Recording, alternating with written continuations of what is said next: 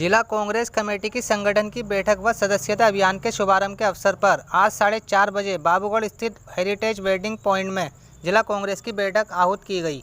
बैठक में मुख्य अतिथि के रूप में पूर्व विधायक व जिला प्रभारी शैलेंद्र रावत व सदस्यता अभियान के संयोजक राजेंद्र भंडारी मुख्य रूप से उपस्थित रहे। इस अवसर पर जिला प्रभारी शैलेंद्र रावत ने कहा कि कांग्रेस के कार्यकर्ता ही कांग्रेस की रीढ़ है और इस समय प्रत्येक कांग्रेस का कार्यकर्ता सभी चीज़ों को भूलकर सिर्फ कांग्रेस की एकजुटता पर ध्यान दे व पूरी ताकत से इस सरकार को उखाड़ फेंकने का काम करे। उन्होंने कहा कि प्रत्येक बूथ पर अध्यक्ष व उसकी कमेटी बननी अनिवार्य है, जिससे प्रत्येक बूथ पर कांग्रेस मजबूती से खड़ी हो सके व भारतीय जनता पार्टी को उखाड़ फेंकने के लिए सहायक हो। सदस्यता अभियान के संयोजक राजेंद्र भंडारी ने कहा कि विकासनगर विधानसभा में 20,000 सदस्य बनाने का लक्ष्य कार्यकर्ताओं को दिया जाता है। ब्लॉक व नगर अध्यक्ष का दायित्व है कि घर घर जाकर कांग्रेस की सदस्यता अभियान को सफल बनाए। देखिए, एक तो ये 5वां दून जनपद की बैठक थी, इसमें हमारी 4 विधानसभाएं आती हैं और इसके 2 मकसद थे, संगठन के बारे में बात करने का और कांग्रेस के सदस्यता अभियान के बारे में बात करने का। और वो दोनों ही प्रभारी यहाँ उपस्थित थे, हमने दोनों ही विषय पे बात की। चुनौती सामने है, पर भाजपा की जो राज्य सरकार रही है, ये असफल राज्य सरकार रही है, ये कहने की जरूरत नहीं है। 3 मुख्यमंत्रियों का बदला जाना इस बात का प्रमाण है कि वो अपने मुख्यमंत्रियों के कार्यों से खुद ही संतुष्ट नहीं है। अब हमारा काम ये है कि हम इस बात को राज्य की जनता को समझा सकें और राज्य की जनता को सावधान भी कर सकें कि झूठे प्रलोभन वाले वायदे जो किए जा रहे हैं, उन वायदों से अलग हटके राज्य के हित में ही अपना फैसला लें। जैसे कि बूथ स्तर पर अभी यहाँ पर चर्चाएं हुई है, तो बूथ स्तर पर जो है किस तरह की जो है चैलेंजिंग है? देखिए, भाजपा का जो संगठन है, उन्होंने बूथ के ऊपर काफ़ी ध्यान दिया है और जैसा विपक्षी दल की तैयारी होती है, उसी टक्कर की तैयारी दूसरे दल को भी करनी चाहिए। ये कांग्रेस ने जब ऋषिकेश का सम्मेलन किया था, हम इस निष्कर्ष पर पहुँचे थे और हमारा कार्यकर्ता जो है वो राजनीतिक रूप से परिपक्व कार्यकर्ता है, वो इस कार्य को बहुत तीव्र गति से पूरा भी करें।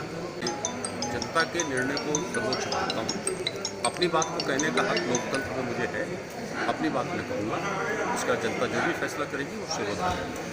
सर, एक प्रश्न जीएसटी को लेके है। जैसे अभी जीएसटी काउंसिल की जो बैठक हुई थी, तो उसमें जो है ना भाजपा के यहाँ स्थानीय कार्यकर्ता बताते हैं कि नेता बताते हैं कि उसमें कांग्रेस शासित जो राज्य है उनके द्वारा जो है उसमें सहयोग नहीं दिया गया। सर देखिए, जिस तरीके से जीएसटी इस देश में थोपा गया, कांग्रेस उसको उचित नहीं मानती। मैं खुद उस कमेटी का सदस्य रहा हूँ 2007 तक, जिसने वैट और जीएसटी के ऊपर बात की थी। हमने जीएसटी के इस रूप को उचित नहीं माना था। आदरणीय चिदम्बरम जी उस समय वित्त मंत्री हुआ करते थे और वो हमारी बात से सहमत हुए थे और वैट का जो रूप हमने संशोधित करके लोगों के सामने रखा, उस वैट से व्यापारी वर्ग को कभी कोई हानि, कोई परेशानी नहीं हुई। और जिस तरीके से जीएसटी यहाँ लगाया गया है, इस जीएसटी से व्यापारी वर्ग का खर्चा भी बढ़ा है, उसकी परेशानी भी बढ़ी है। हाँ, चंद बड़े उद्योगपतियों को और बड़े व्यापारियों को फायदा जरूर है। सर, पेट्रोल डीजल को जीएसटी दायरे में नहीं लिया गया, उसके लिए भी आरोप लगा रहे हैं कि राज्य जो है सहयोग नहीं कर रहे हैं। देखिए, इस समय वास्तविकता ये है कि केंद्र सरकार और राज्य सरकार दोनों ही अपना खर्चा सिर्फ पेट्रोल, डीजल और रसोई गैस के दाम को बढ़ाकर चला रहे हैं। राज्य अगर जीएसटी को ख़त्म कर दे तो राज्य सरकार के आर्थिक संसाधन खत्म, और अगर केंद्र ख़त्म कर दे तो केंद्र के आर्थिक संसाधन खत्म, क्योंकि पिछले लंबे समय से नए संसाधनों की ओर ध्यान दिया ही नहीं है। हमारे सब ब्लॉक अध्यक्ष आए हुए थे, जिला अध्यक्ष जी के उसमें मीटिंग हो रही थी, हम सब लोग आए। उसमें नीचे बूथ स्तर तक का विषय जाना गया कि बूथ में बूथ कमेटी चुस्त दुरुस्त होनी चाहिए। उस प्रत्यक्ष में ये मीटिंग की और दूसरा ये सदस्यता अभियान चल रहा है दूसरे चरण का, इसको भी हमने साथ साथ इसको भी आगे बढ़ाना है। तो बूथ स्तर का कार्यकर्ता मजबूत होगा तो निश्चित रूप से लड़ाई 2022 में जीती जाएगी। इसको हम देखने आए थे। सर, ये बताएं कि जैसे संगठन की बात करते हैं तो जो इस समय सत्तासीन पार्टी है, भाजपा का जो संगठन है और कांग्रेस का संगठन है, उसमें बड़ा अंतर आ रहा है। सर, किस प्रकार से 2022 के इलेक्शन को फतेह करेंगे? नहीं, कांग्रेस का संगठन बहुत मजबूत है, बहुत मजबूत है। बूथ स्तर का जो है कार्य किया जा रहा है ब्लॉक अध्यक्ष के द्वारा।